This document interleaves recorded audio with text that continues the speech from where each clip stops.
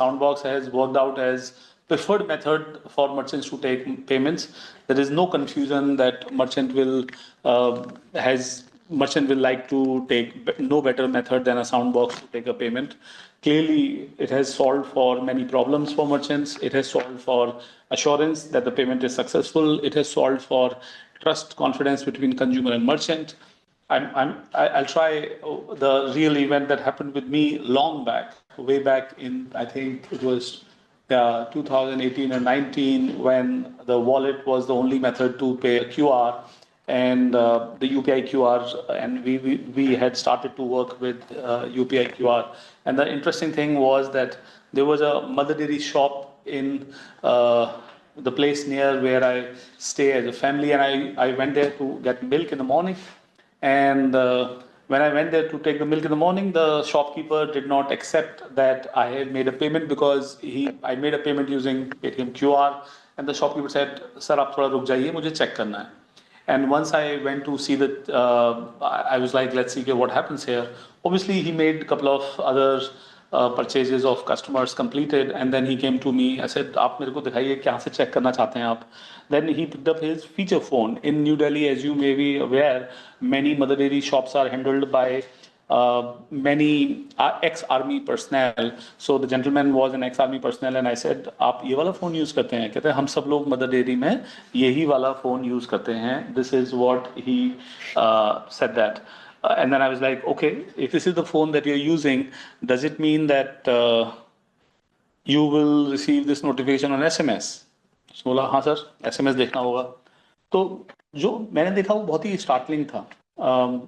Many of you may be knowing that I'm an electronics and communication engineer, so I sort of knew untrustworthiness of SMS. SMS inbox उनका भरा हुआ था और उस पर लिखा हुआ था inbox full, and I said कि आप देखते हैं कि आपको कितनी देर में आती है. तो उन्होंने SMS डिलीट करे, फिर कुछ करके फिर टर्मिनल मैसेज सिंक भेजता है कि मेरे पास SMS फ्री हो गई है, तो अब उसको लेके आते हैं. तो उन्होंने फिर SMS डिलीट करी, फिर थोड़ी सी टी करके SMS आई. अब मैं उनसे पूछा कि आपको ये कैसे मालूम पड़ेगा कि मेरा पेमेंट है, बिकॉज आपको मालूम है कि मदर डेयरी पे फिक्स पेमेंट आती है, सिमिलर अमाउंट की आती हैं. तो बोलते हैं कि आपने कितना पेमेंट करा था. तो मैंने बताया 1 किलो दूध का कितना पेमेंट है, वो दूध का पेमेंट है. तो अब फिर उन्होंने मेरे से लास्ट की 3-4 डिजिट पूछी, क्योंकि मोबाइल में एक्स करके हम लास्ट की 4 डिजिट भेजते हैं. तो मैंने बताया कि मेरी लास्ट की 4 डिजिट हैं. तो उन्होंने फिर उसको पेमेंट करा, कहता हो गया. तो अब वहां पे मेरा मतलब 5 मिनट पेमेंट के बाद कंफर्मेशन के लिए निकला. Digital payments was like a TDS task for the merchant.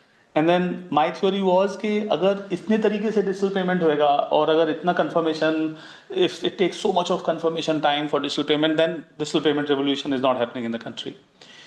This happened.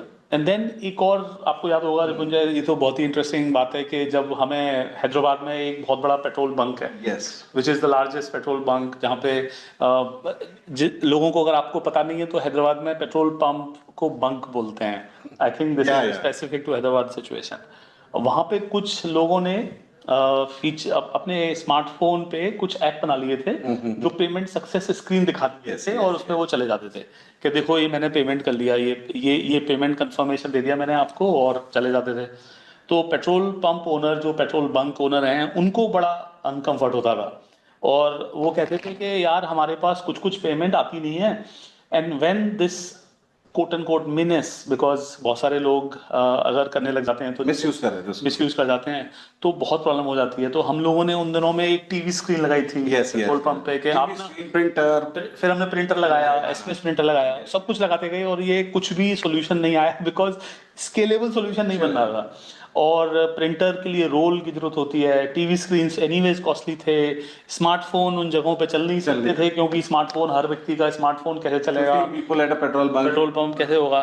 तो one thing leading to other, हमें फिर ये जो अपना साउंड बॉक्स है, इसका यूज केस एक नेक्स्ट लेवल पे समझ में आ गया कि this is going to be the way to notify the customer and merchant both together that this is the payment is successful. मैंने इसको शुरुआत में पेमेंट आर्बिट्रेशन डिवाइस का नाम दिया था कि ना आप बोलेंगे ना मैं बोलूंगा, ये बोले थर्ड पार्टी बॉक्स बोल रहा है, बॉक्स बोलेगा, और जब पेटीएम बोलेगा पेमेंट हो गया, तो पेमेंट हो गया.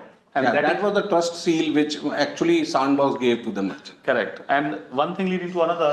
Today, more than a crore of Paytm merchants themselves use Soundbox. So Soundbox की phenomenal success में एक और, because we are talking and I'm sure many of you would be knowing कि एक यूपीआई का बिजनेस मॉडल एक तरीके से मर्चेंट के लिए फ्री है और भारत सरकार उसको सबवेंशन करती है, मतलब कि government of India pays some money to the QR providers as a part of annual calculation.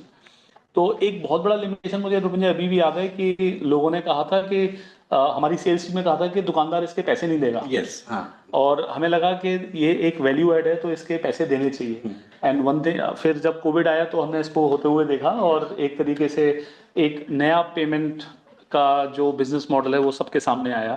तो मैं अपने टीममेट रुपुंजय को बहुत थैंक यू करना चाहूँगा कि उन्होंने हमेशा कमिटमेंट दी कि हम एक पेमेंट का वाइबल बिजनेस मॉडल लाएंगे और सब्सक्रिप्शन लाएंगे।